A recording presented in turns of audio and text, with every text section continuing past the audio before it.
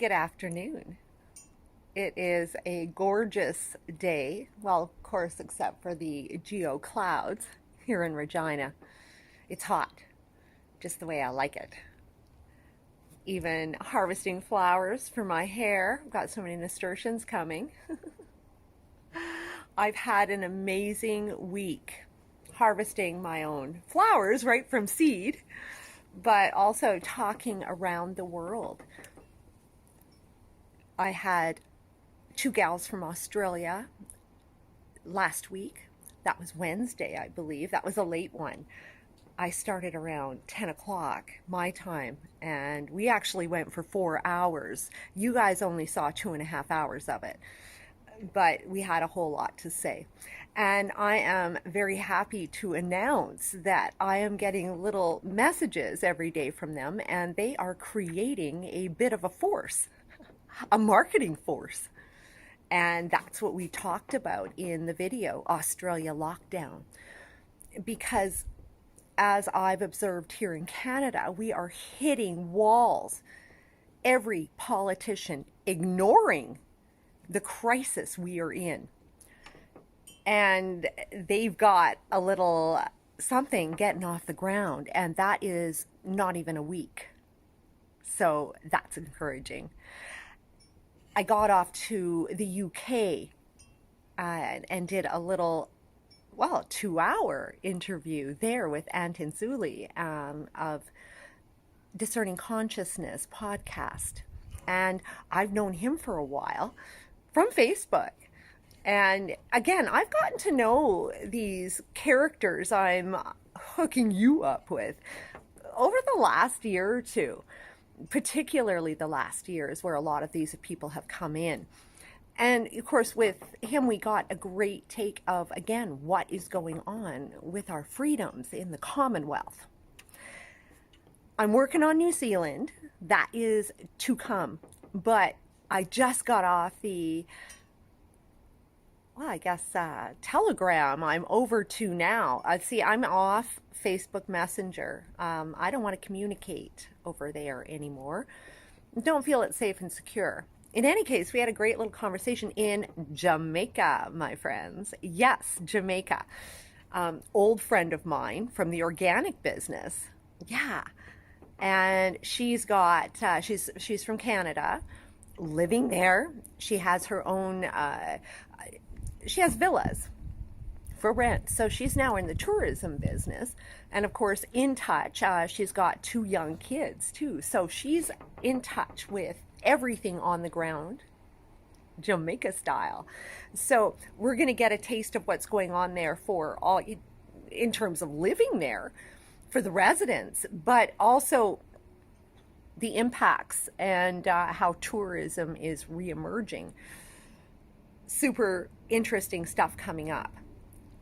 And again, I'm making my way around the Commonwealth, and I'm going to be off to South Africa here soon too. I'm just got to work on my contact there.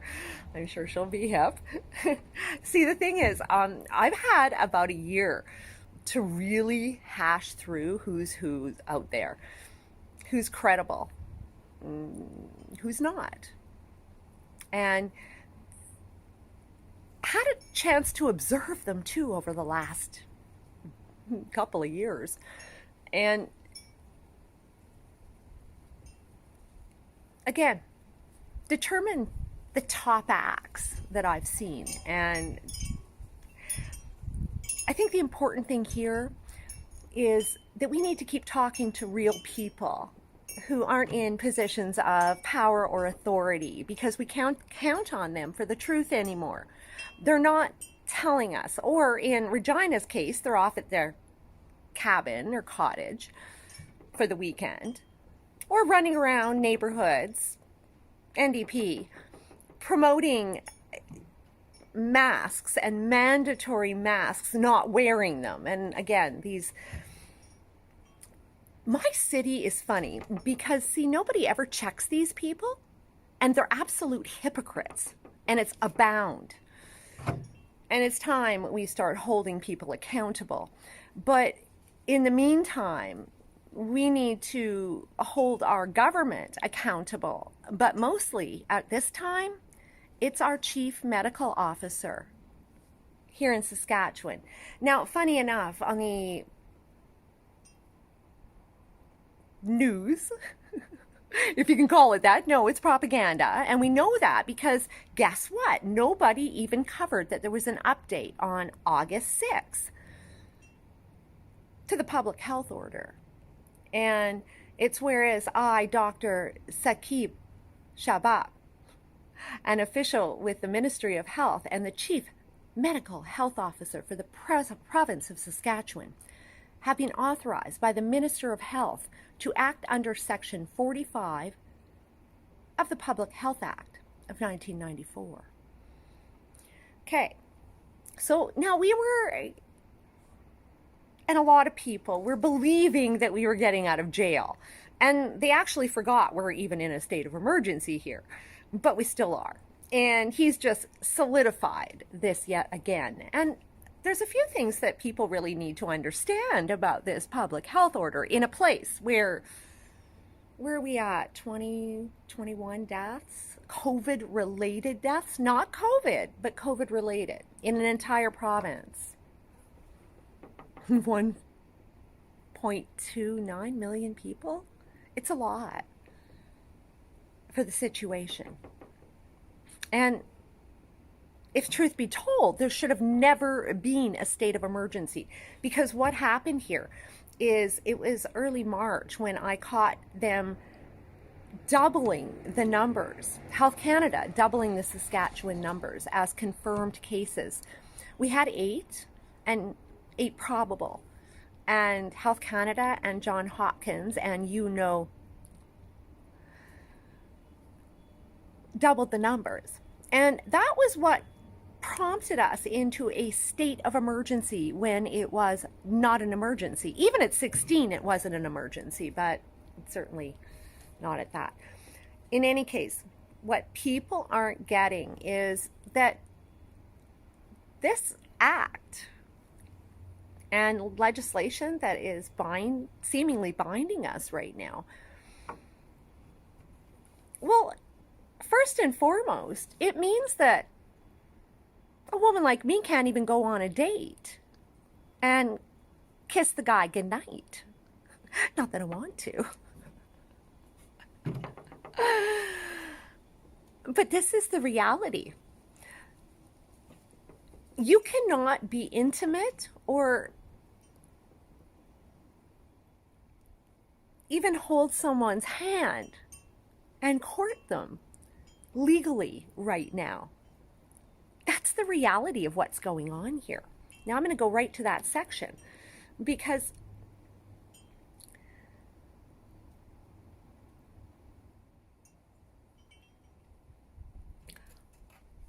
unless otherwise required by another section of this order, members of a household are exempt from physical distance requirements from members of their own household.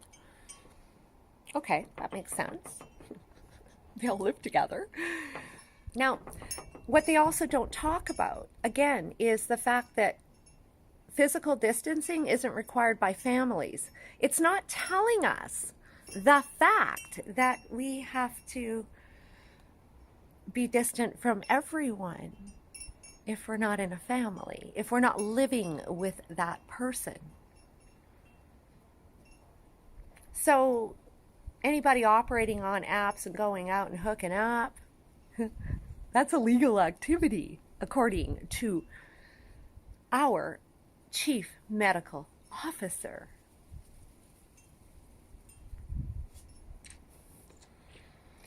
See, when you look at these things, you have to look at what they're not saying, guys. And again, any dating now or hooking up, even through glory holes, as the BC government is promoting, is actually technically illegal here in Saskatchewan. Illegal. All persons that have been identified by a medical health officer as having novel coronavirus disease. It's not a disease. It's a virus, but they're calling it a disease. shall immediately go into mandatory self-isolation until such time as a medical health officer determines that they no longer pose a public health threat.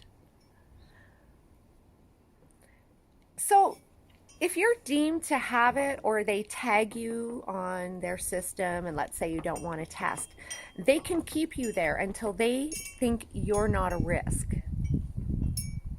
And it doesn't have anything to do with the test, because that's not listed there.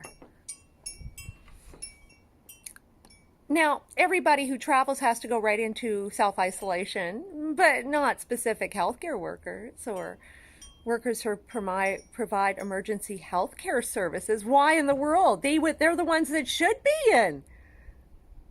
That's insane. If they've been international, workers who are essential to maintain essential services, workers who maintain supply chain or rail, airline, or transport crews. We get airline because that's their job, or maybe they would just have to switch. Oh God, who knows? What a can of worms, huh? This is what our government does to us. This opens a can of worms that we can never close. It's insane.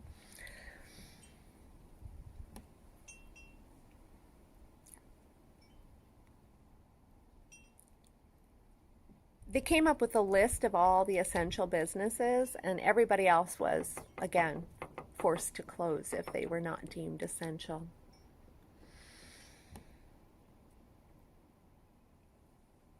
In any case, it goes on.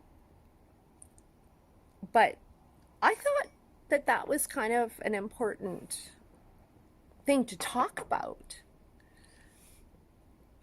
because life is not going on as normal here. And this is a technicality that they can use against you. Yeah. It's like they don't want anybody having sex anymore. Isn't that interesting? Or with outside the family. I wonder whose values those are based on. Interesting.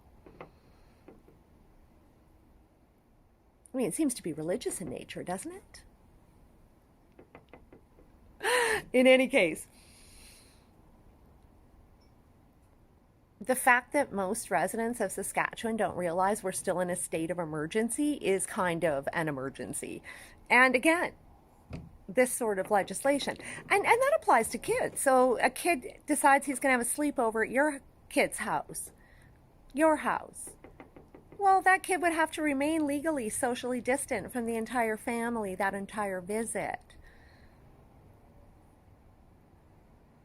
Again, making everybody accountable to one another. Everyone. Tightening your network to seal down the propaganda. A few things to think about. I'm going to get back at it and start nailing out the rest of my Commonwealth representatives. And Wednesday, look forward to a great talk in Jamaica. And we'll find out what's shaking. Have a great day.